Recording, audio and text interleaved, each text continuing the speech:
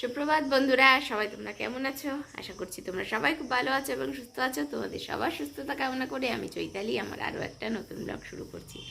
আজকে হলো শুক্রবার এবং এখন বাজে এই 8টা বাজতে 10। তো উঠে আমার ফুল তোলা হয়ে গেছে, বিছানা টিছানা গুছিয়ে নিয়েছি, মানে ব্রাশ ট্রাশ করে নিয়েছি। তো এখন রান্নাঘরে যাব, চা করব। কিন্তু মেয়ে আর হাজব্যান্ড করেনি। ওই যে দেখো ওরা বসে আছে, ওরা সবে উঠলো। তো আজকে ওয়েদারটা বেশ ভালো, মানে সকাল থেকে বৃষ্টি হচ্ছিল, এখন বৃষ্টিটা নেই, কিন্তু একদম আকাশটা মেঘ করে আছে, মানে যখন তখন বৃষ্টি নামবে এরকম একটা অবস্থা হয়ে আছে। তো গরমটা যার জন্য কম, তো ভালো তো লাগছে। কিন্তু আজকে আমরা বেরোবো, তো তার জন্য একটু চিন্তা হচ্ছে, যদি সারা রাস্তা বৃষ্টি হয় তাহলে গাড়ি চালানোটা একটু মুশকিল। তো দেখা যাক কী হচ্ছে। তো চলো তোমরা ব্লগটা দেখতে থাকো। এই যে দেখো ভাত বসিয়ে দিয়েছি, মেয়ের যেহেতু স্কুল আছে তাড়াতাড়ি ভাতটা বসালাম। আজকে ভাত বসিয়ে দিয়েছি, এইদিকে পটলটা মেখে রেখেছি, পটল ভাজবো, ঢেঁড়স ভাজবো, আর আজকে তোমার ডাল করব, মুসুর ডালই করব, আর হচ্ছে আলু একটু ভাজবো। বেশি কিছু রান্না করব না আজকে, এমনিতেই আমরা বেরোবো, আর দুদিন থেকে একদম রিচ খাওয়া দাওয়া হয়েছে, তো যার জন্য আজকে একদম হালকা পাতলা খাওয়া দাওয়াই হবে। আর আজকে রাত্রে তো বেরোবো, তো যার জন্য আরও একটু রিচ খাওয়া দাওয়া কম। আর ওয়েদারটাও বেশ ভালো রয়েছে, খিচুড়ি করলে হতো, কিন্তু খিচুড়ি খেতেও না ভয় লাগছে। মেয়ে তো মুসুর ডালের খিচুড়িটা খাবে না, মুগ ডালেরটা খেলেও আবার অনেক সময় অ্যাসিডিটি হয়। তো যেহেতু যাব, তো যার জন্য আর খিচুড়িটাও করলাম না। মেয়ে খিচুড়ি হলে খেতেও ভালো। তো যাই হোক, কি আর করা যাবে, এই রান্নাবাড়িগুলো করে আগে মেয়েকে স্কুল পাঠাই, তো তারপরে আবার তোমাদের সাথে দেখা হচ্ছে। আচ্ছা, আর বিন হচ্ছে এটা বিন, ডাস্টবিন। ওকে, তো সিপ মানে হচ্ছে পান করা, ঠিক আছে, জল পান করা না সিপ। হ্যাঁ, লিক মানে কি? আজকে কি কি বই আছে বলো তো, আমি ঢুকিয়ে দিই। তোমাকে পাঠানো আছে, দেখছি আমি। ডিপ। তো মেয়েকে নিয়ে হাজবেন্ড তো স্কুলে চলে গেল। তো তারপরে দেখো এই ড্রেসগুলো আয়রন করতে দেওয়া ছিল, তো আয়রনের ওখান থেকে ড্রেসগুলো হাজবেন্ড নিয়ে এসেছে। তো নিয়ে এসে তো ওইভাবেই রেখে দেয়, বরাবরই সোফার উপর ফেলে রেখে দেবে। তো এটা আমার ডিউটি। তো সেগুলোকে সুন্দর করে গুছিয়ে আবার আলমারিতে আমি এখন তুলে রাখলাম। আর একজনের কাণ্ড দেখো, স্নান করে সবে আসলো, স্নান করে গামছা পরেই রয়েছে। দেখো এখন স্কুল যাবে কি খাওয়া দাওয়া করবে, স্নান করে গামছা পরেই রয়েছে।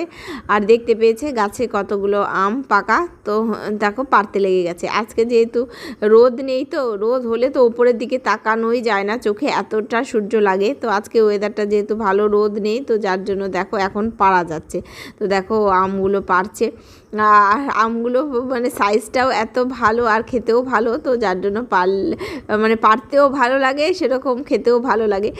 খাওয়ার চেয়ে বেশি পারা, আমি তো বেশি আম খেতে ভয় লাগে আমারও। তো দেখো কতগুলো আম পারলাম, কি ভালো লাগছে।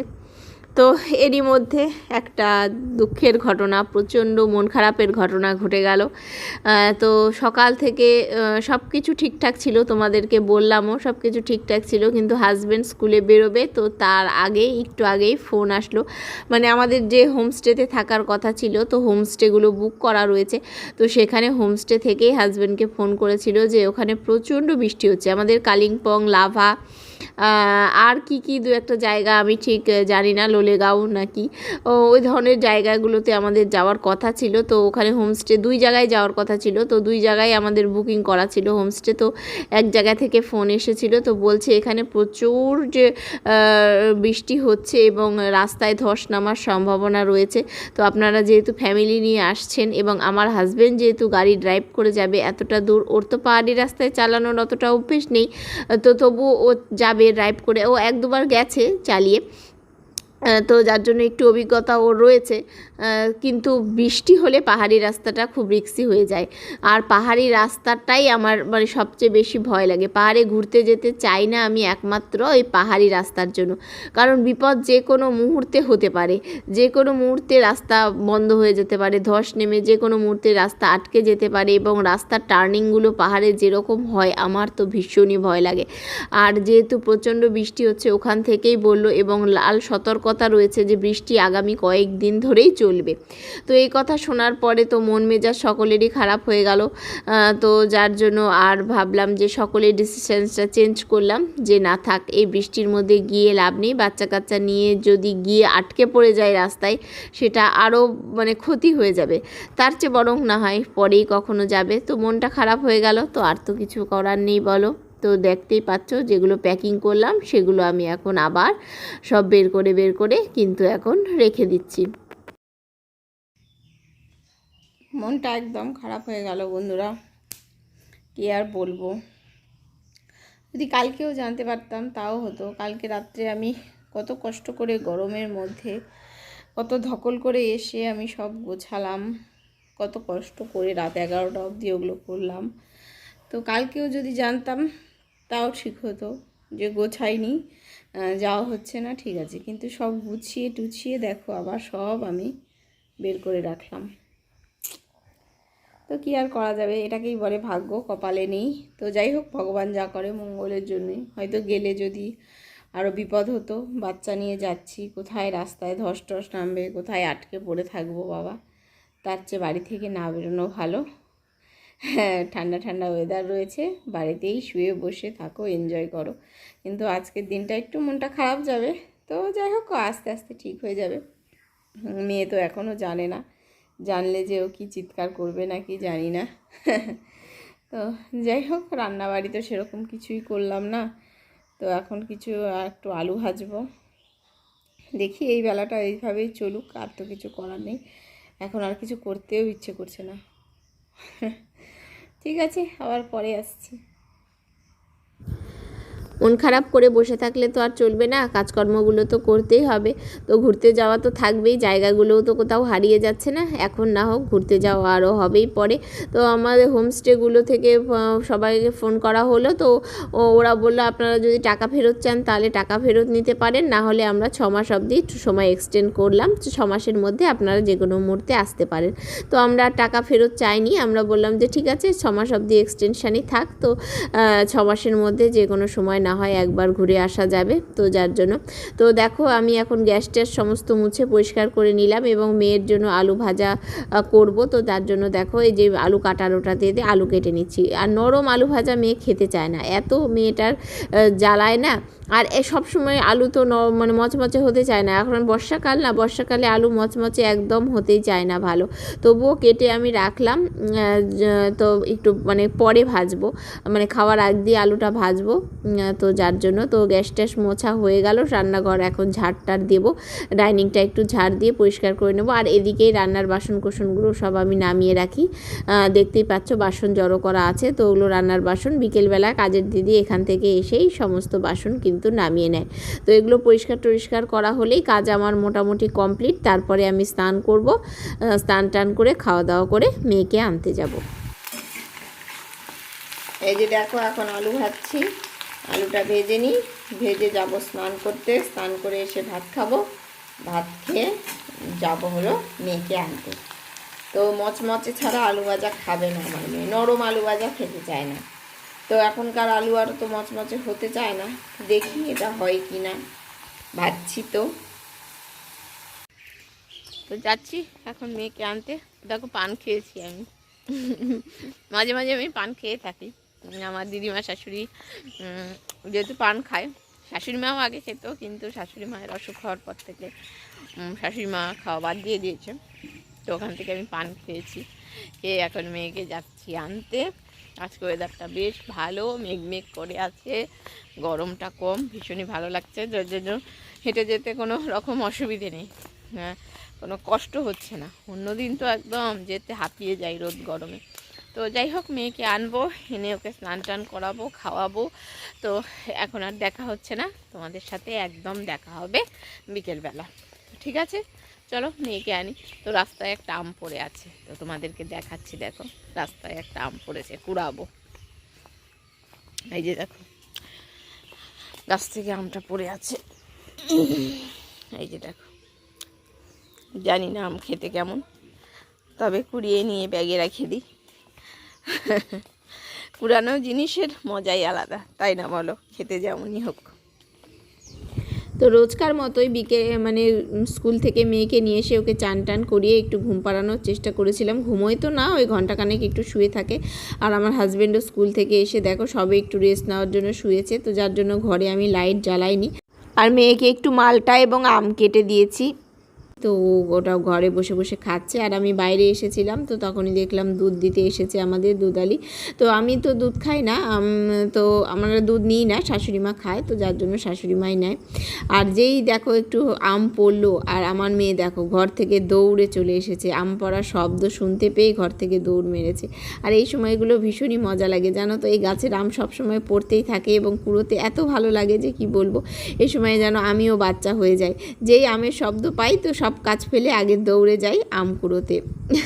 বিকেলবেলা দেখলে বাইরে একটু কেবল এসেছি আর আম পড়লো ধপাস করে। আম কুড়োতে এত ভালো লাগে। আর আমাদের কাঁচা মিঠে আমগুলো মানে কাঁচাতেও যেমন মিষ্টি না, পাকলেও তেমনই মিষ্টি, একটু আঁশ আছে কিন্তু খেতে কিন্তু খুব ভালো। আর মানে বাচ্চারা আম কুড়োতে তো খুবই ভালোবাসে, দেখলে মেয়ে আম পড়ার শব্দ পেয়ে ঘর থেকে একদম দৌড়ে চলে এসেছে। তো আমি বাইরে আছি, হাজব্যান্ডকে বললাম এক দুটো পেকে আছে, তখন তো পেরেছে কয়েকটা। তো এখন সন্ধে হব করছে, আকাশটা মেঘ করে আছে, যেহেতু সন্ধে হওয়ার সময় হয়নি কিন্তু এখনও 5:30 মতো বাজে এখন, তাও এখন সন্ধে হয়ে যাচ্ছে। তো বললাম ওকে পারতে দেখি পারতে পারে কি না। আসলে গাছটা অনেক বড় আর অনেক উঁচু, যার জন্য পারা যায় না। আর রাত্রেবেলা করে সব বাদুড়ে খেয়ে খেয়ে আমগুলো ফেলে দেয়।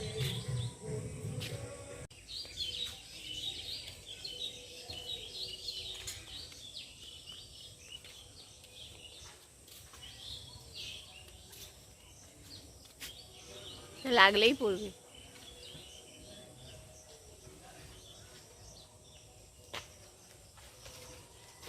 কাঁচাটাই পড়ে গেল। ইস,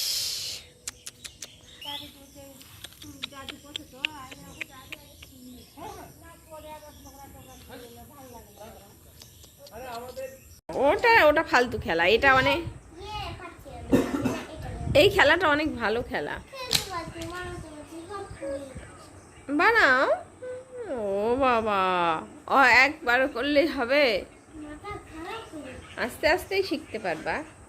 না ভালো করে মুখটা দেখা যাচ্ছে না।